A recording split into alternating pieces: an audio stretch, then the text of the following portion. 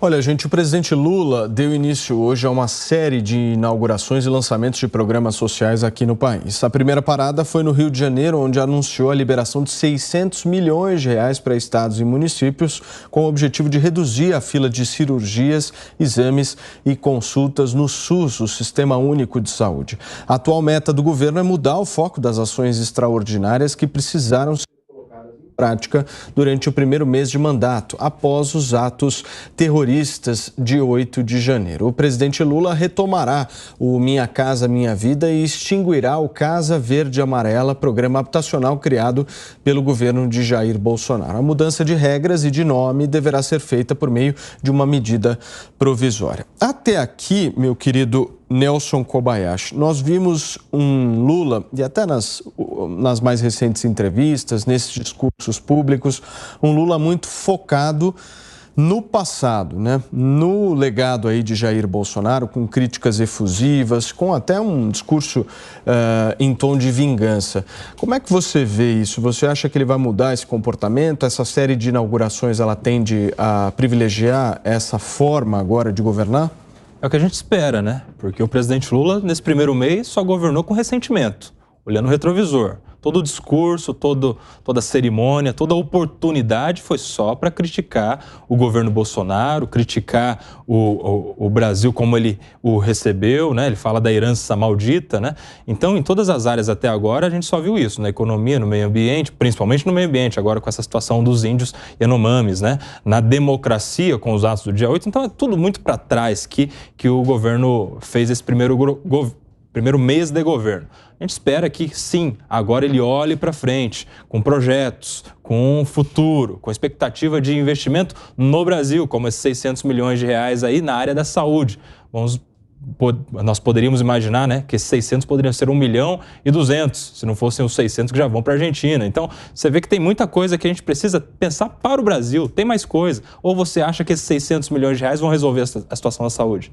Será que esses 600 milhões de reais vão deixar a saúde brasileira em excelente estado? É claro que não. Tem muita coisa no Brasil que precisa ser feita. Dinheiro para o Brasil, para o desenvolvimento brasileiro. O BNDES poderia investir, por exemplo, em empresas de tecnologia de saúde, em empresas de biossegurança, em empresas que forneçam materiais e serviços na área da saúde. O governo brasileiro poderia investir nos profissionais da saúde. Quem se lembra aí do piso de enfermagem que foi negado por falta de orçamento, previsão orçamentária, falta de dinheiro para pagar, mas dinheiro para fora tem. Então, eu até acho engraçado essa crítica de que, não, tem que fazer lá fora e fazer aqui dentro também, como se tivesse dinheiro sobrando, né? A gente estivesse no melhor dos mundos financeiros. A gente precisa cuidar da cozinha de casa primeiro. E o presidente Lula fala uma coisa muito engraçada também. Ele garante que Cuba e Venezuela vão pagar agora a dívida que tem com o Brasil. Então, eu acho que ele poderia assinar de fiador. Seria a melhor coisa para ele fazer para o Brasil. Poderia assinar de fiador, já que ele tem tanta certeza. Ô Pipeno, como é que você vê esse discurso mais revanchista, né? Porque ao longo do tempo isso vai cansando também o eleitorado. Claro que vai cansando. E primeiro, a gente tem que separar as coisas. Qualquer presidente do mundo, e aliás o mundo inteiro está indignado com o que aconteceu com a intentona bolsonarista de 8 de janeiro, né? Com aquele gangsterismo que tentou uma ruptura institucional, que tentou colocar para fora um presidente recém-eleito. Então ninguém vai esquecer isso jamais. E todo dia isso tem que ser lembrado. Todo dia. Aliás, eu assumo inclusive com o nosso... com a nossa audiência aqui, o compromisso de sempre lembrar disso, que isso não pode jamais ser apagado da memória do brasileiro, porque isso foi uma vergonha, isso enxovalhou a reputação do Brasil. Então, isso tem que ser lembrado sempre, e aí não é uma questão de revanchismo, é uma questão da gente sempre manter muito alerta a memória em relação a esses fatos lamentáveis e que, de fato, deixaram uma nódoa muito grande na nossa normalidade democrática. E isso não pode ser esquecido. Em relação, por exemplo, a esse primeiro mês do fim do governo. A gente falou muito, inclusive, sobre o fato de que o Brasil voltou, felizmente, a fazer diplomacia. A gente pode criticar algumas posições, alguma questão aqui, outra colar, mas o fato é que o Brasil, felizmente, voltou a conversar com o mundo e deixou de ser pária. No primeiro mês do governo, o Brasil já recebeu aqui no país o líder da 4ª maior economia do mundo e maior economia europeia, a Alemanha.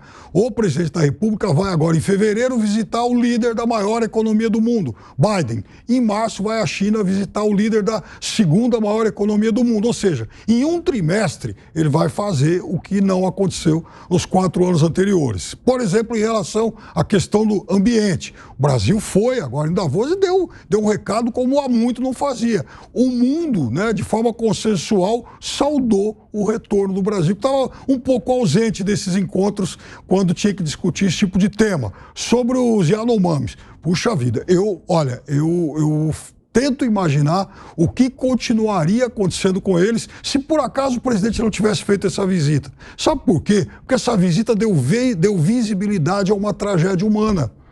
Então, era sim necessário que a gente conhecesse isso para começar, inclusive, a socorrer aquelas pessoas. Porque ou alguém do tamanho de um presidente da República ia até lá e mostrasse isso para o mundo, desfraudasse isso para o mundo, ou então, talvez, essa vergonha continuaria escondida de todo mundo. Muito bem. Serrão, como é que você vê esse primeiro mês e, principalmente, a postura daqui para frente, né? Pelo que nós vimos hoje, ela não se alterou.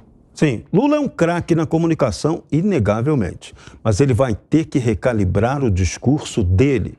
Por enquanto, ele está focando demais naquelas críticas ao Jair Bolsonaro, justas ou injustas, mas é uma crítica política. O tempo passou, passado já foi. Agora é viver o momento presente e projetar o futuro. O presidente eleito foi ele. Ele agora é que tem que dar conta de governar. Estou esperando, todo dia eu cobro dele, do Fernando Haddad, o projeto econômico do governo do PT. Cadê? Essa porcaria não vem. Espero que venha. Eu vou cobrar aqui todo dia. Todo dia vai ser igual denunciar a idiotice de 8 de janeiro. Contem comigo também. Aquela imbecilidade ali não pode realmente se repetir. Aquilo foi lamentável. Só não foi, só pondero, chamo o VAR, digo que aquilo não foi nem ato terrorista, nem foi tentativa de tomada de poder. Aquilo foi uma coisa bárbara, estúpida, condenável, que vai ser punida dentro da lei e tem que ser respeitado ali todo o direito de defesa, até para quem agiu errado. Amplo direito de defesa, é isso que a gente precisa. Agora, aquilo foi uma barbárie. Barbárie também é você não falar do que vai fazer no governo. Isso também é o fim da picada. Então, o presidente Lula tem que adaptar o discurso dele para apontar realizações. Esse detalhe aí da saúde foi bacana. Liberou o dinheiro, que graças a Deus, né, o Congresso ajudou lá, liberou aquele teto de gastos. Então, esse dinheirinho aí é fruto dessa folga orçamentária, dessa possibilidade de já atuar imediatamente. Distribuir o dinheiro a rodo aí para a Lei Rouanet, né? E agora também está dando a verba da saúde. Mas para a saúde tem uma outra discussão que a gente tem que levar séria, muito séria. Quanto custa de verdade a saúde? Quais são os custos verdadeiros dessa área tão necessitada pelo povo brasileiro? Seria muito importante que fosse aberta essa caixa preta, porque a gente precisa saber o que é pago justamente ou o que efetivamente não é pago. Alguns criticam que o SUS está pagando muito abaixo do que deveria, outros dizem que tem excesso de pagamento e desperdício e até roubalheira. Então, é necessária aí a publicidade total sobre os gastos de saúde. Quanto custa efetivamente um posto de saúde, um hospital, cada procedimento médico? Seria bonito que a gente pudesse ler o Diário Oficial e saber, olha, quanto custa uma cirurgia de coração? Tem custos, tem um preço. Quanto custa? Para a gente poder saber, e aí sim, até a população conhecer o que é prioridade, para ela poder exigir, olha, eu quero mais dinheiro para o câncer, tratamento ao câncer, eu quero mais dinheiro para cuidar do diabetes, que gera muito problema cardíaco. Então, vamos lá. Agora, você só pode fazer isso se você tiver a informação correta. Nós não temos a informação correta. A área de saúde e de educação no Brasil, que são as áreas onde se gasta mais dinheiro, primeiro, elas gastam mal. Segundo, elas são caixas pretas. Você não sabe efetivamente como essa grana é gasta. Então, tá aí mais uma contribuição para o presidente Lula dar. Abra as contas, presidente. Muito bem, gente.